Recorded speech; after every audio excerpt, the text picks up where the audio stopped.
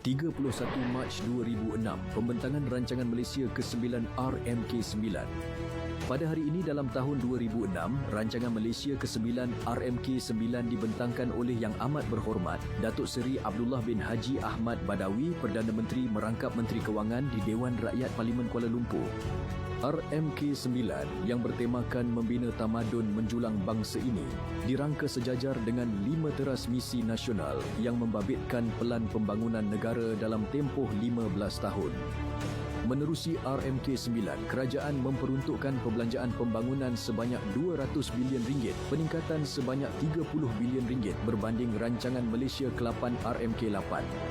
Sebanyak 44.9% akan diagihkan kepada projek pembangunan di bawah sektor ekonomi, 37.5% untuk sektor sosial, 10.6% untuk sektor keselamatan dan 6.9% untuk sektor pentadbiran am.